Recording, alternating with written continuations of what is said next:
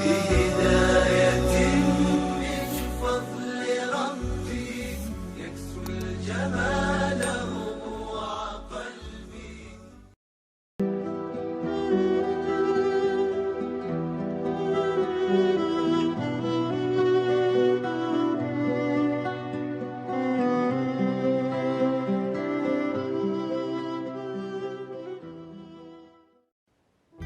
Mata tidak bisa melihat, tertutup. Kaki tidak bisa melangkah, lumpuh. Jantung mulai berdetak perlahan. Tapi ada mukjizat, keutamaan yang diberikan Allah, yang diberikan kepada Nabi Muhammad sallallahu alaihi wasallam. Laqinu mautakum, dengarkan ke telinga orang yang hampir sakratul maut itu kalimat la ilaha illallah. Apa maknanya? Bahwa telinga orang yang koma sekalipun bisa mendengar. Itu mukjizat yang ada pada diri Muhammad sallallahu alaihi wasallam. Orang-orang yang koma, hampir mati, telinganya tidak peka, tidak tuli, mereka bisa mendengar. Bisikkanlah surat Yasin ke telinga mereka, bisikkan ayat kursi ke telinga mereka, meleleh air matanya. Bukan 1, 2, 3 kali yang dilakukan pada orang-orang yang sakit. Tangannya tidak bergerak, maka dia tidak bisa merespon dengan bersalaman. Mulutnya tidak bisa berkata, tapi air mata tidak dapat ditahan. Air mata salah satu respon. Dia tidak sedih, dia tidak sedang berduka, dia hanya ingin memberitahu bahwa aku mendengar suara. Saat suara azan masuk ke telinganya, dia sangat ingin datang ke masjid ini. Tapi saat itu apalah daya, kaki tak dapat dilangkahkan, tangan tidak dapat dihayunkan. Oleh sebab itu nikmat itu baru kita syukuri ketika dia sudah dicabut dari diri kita. Hari ini kita tidak menganggap nikmat sehat ini nikmat yang besar, karena setiap hari kita sehat. Tapi begitu terasa badan panas dingin, barulah kita merasa, oh, ada satu nikmat yang sudah tercabut. Ada saudara kita yang amat sangat ingin bersama dengan kita, tapi tidak bisa karena satu nikmat diambil oleh Allah. Nikmat itu bernama nikmat sehat. Tapi ada di luar sana yang sehat, matanya sehat, kakinya sehat, semuanya sehat, tapi ada nikmat terbesar yang dicabut dari dirinya, yaitu nikmat iman dan Islam. Alhamdulillah, siang hari Jumat yang penuh barakah, dua nikmat itu masih bersemayam dalam badan kita. Kita masih sehat dan kita masih berkata lantang di hadapan Allah, wajjahtu wajhiya, aku hadapkan wajahku bukan kepada pejabat, bukan kepada orang kaya, lillazi fataras samawati wal ard, kepada dia yang menciptakan langit dan bumi. Hanifan, aku condong kepada kebenaran. Musliman, aku seorang muslim yang hanya berserah diri kepada Allah. Aku tidak serahkan diriku kepada atasanku, aku tidak serahkan diriku kepada hartaku, aku tidak serahkan diriku kepada manusia. Musliman, aku seorang muslim yang hanya berserah diri kepada Allah. Wa ma ana minal musyrikin, aku tidak persekutukan Allah dengan apapun. Aku tidak duakan dia dengan benda, aku tidak duakan dia dengan manusia. Aku hanya menyembah dia yang esa, tunggal, tak berbilang. Qul huwallahu ahad, katakan Allah esa, Allahus samad, meminta, berharap hanya kepada dia. Iyyaka na'budu, kepada engkau kami menyembah, wa iyyaka nasta'in, kepada engkau juga kami meminta pertolongan.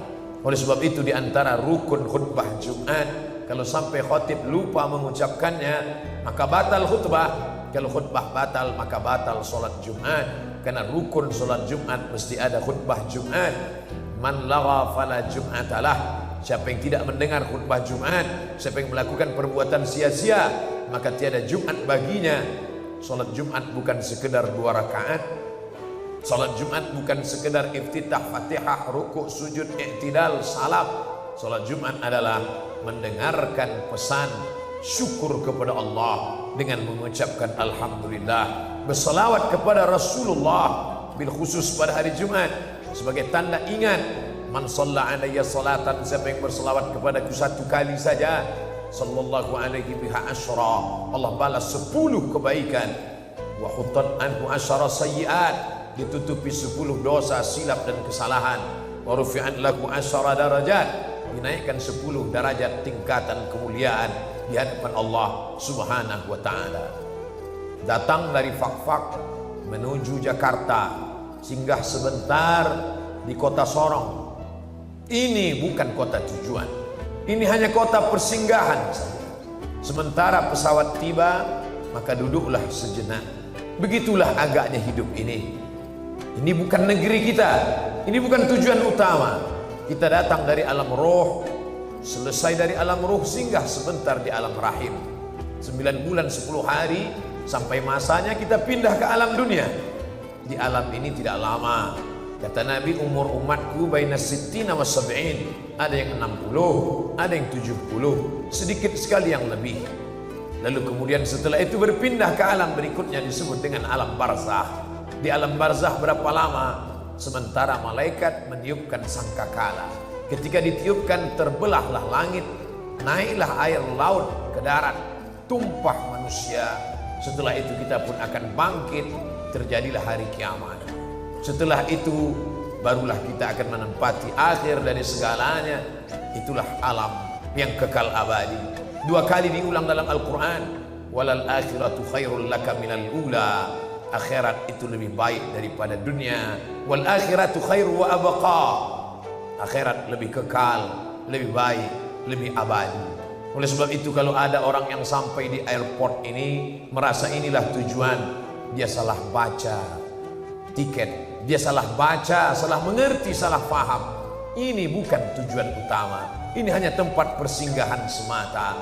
Kalau ada yang melihat pesawat sudah datang untuk membawa ke destinasi terakhir, tapi dia tetap duduk santai, ada 2 kemungkinan. Yang pertama, ini orang tidak mengerti hakikat transit. Yang kedua, bahwa ini orang mungkin akalnya sudah hilang. Rufi'al qalam, mereka memang tidak dicatat amalnya. 3 orang ini memang tidak diakui kehidupannya. Anis sabi hatta yahtalib, anak kecil sampai akil baligh. Anil naim hatta yastayqiz, orang tidur sampai bangun tidur. Anil majnun hatta yafiq, orang gila sampai sembuh. Oleh sebab itu ketiga orang ini tidak dianggap saat transit. Banyak anak-anak yang tertinggal karena tidak mengerti tujuan akhir. Banyak orang gila tidak peduli karena tidak diajak diurus oleh orang yang waras. Dan ada orang yang tertidur lelap sampai tidak sadar panggilan keberangkatan sudah lama dikumandangkan. Oleh sebab itu kita yang sehat, akil baligh, selamat dari anak kecil karena kita sudah dewasa. Kita tidak tidur karena kita terjaga, dan kita bukan orang gila karena kita adalah orang yang akil, berakal, baligh, umur sudah sampai. Maka kita dibebani hukum. Sadarlah bahwa ini hanya tempat persinggahan. Berapa lama kita di sini? Idza jaa ajaluhum, kalau waktu transit sudah tiba, la yastakhiruna sa'atan, tidak ada dapat menunda walau sesaat pun. Wala yastaqdimun, tidak pula dapat dimajukan walau sesaat. Apapun jabatanmu, apapun kekuasaanmu, siapapun engkau, kalau sudah waktu keberangkatan tiba, maka engkau akan berangkat sampai akhirnya engkau kembali kepada tujuan yang utama. Dan Allah memanggil, ya ayyatuhan nafsul mutmainnah, wahai jiwa-jiwa yang tenang, irji'i, kembalilah ke kampung halamanmu yang asli, radiyatan, dalam keadaan jiwamu menerima ridha, mardiyah, dan Allah pun senang karena kau pulang ke tempat yang kekal dan abadi. Fadkhuli fi ibadi, masuklah dalam golongan hamba-hambaku yang saleh. Fadkhuli jannati, masuklah ke dalam surgaku. Begitulah orang yang senang akan kembali ke kampung halaman setelah lama dalam perantauan, terasa asik, terasa aneh, terasa tidak nyaman. Ke tempat yang asli dia merasa tenang. Maka ketika dibuka penutup wajahnya, dia tersenyum. Ustadz-ustadz berkata mati itu sakit. Katanya mati itu seperti ditebas pedang ratusan kali. Ada yang mengatakan mati itu seperti kambing hidup dikuliti. Ada yang mengatakan hidup itu, mati itu seperti mata kail pancing. ditarik dari kulit yang basah, daging-dagingnya ikut keluar, terburai. Kenapa dia tersenyum? Ternyata dia tersenyum karena bayang-bayang kampung halaman sudah tampak di pelupuk mata. Dia disebut dengan syahid. Syahid artinya melihat. Mengapa mereka disebut orang yang mati syahid? Karena sebelum rohnya keluar dari jasad, malaikat mengepakkan sayapnya. Ini tempat tinggalmu di surga. Ini sahabatmu nanti di sana. Ini tempat tinggal dengan air yang mengalir. Mala a'yunun ra'at, belum pernah dilihat mata. Wala udhunun sami'at, belum pernah didengar telinga. Wala khatara ala qalbi bashar, belum pernah terlintas di hati manusia. Orang heran, mengapa dia tersenyum? Tapi orang yang mengerti faham, 14 abad yang lalu Nabi kami sudah berpesan, ada orang-orang yang melihat tempat tinggalnya sebelum dia meninggalkan tempat transit yang sementara ini. Bolehkah kita bermain-main di sini? Jangan. Ini tempat mengumpul kekuatan. Sementara penerbangan tiba, sempatkan ke toilet. Mungkin nanti akan sulit buang air kecil. Sementara penerbangan tiba, sempatkan meluruskan tulang belakang. Mungkin nanti duduk perjalanan akan panjang. Sementara penerbangan tiba, sempatkan menarik nafas. Mungkin ada makanan yang bisa disantap, karena nanti perjalanan akan panjang. Ini tempat mengumpulkan kekuatan. Carilah harta sebanyak-banyaknya. Untuk apa? Untuk bersedekah kepada anak yatim, karena itu nanti yang akan mendekatkan dengan Nabi Muhammad sallallahu alaihi wasallam. Carilah rezeki sebanyak-banyaknya, bukan untuk di tempat ini, tapi untuk mendirikan sekolah, untuk membantu fakir miskin, karena itu nanti yang akan menolong ketika tempat tujuan tiba. Buatkanlah sumur bor, karena air akan mengalir di tenggorokan orang yang susah. Begitu pula lah air itu akan menetes di liang lahat kubur penantian yang panjang. Man taraka dunyahu li akhiratihi, apakah orang yang baik itu orang yang meninggalkan dunia lalu dia hanya hidup untuk akhirat saja? Bukan. Liyusiba minhuma jami'an, dapat dua-duanya.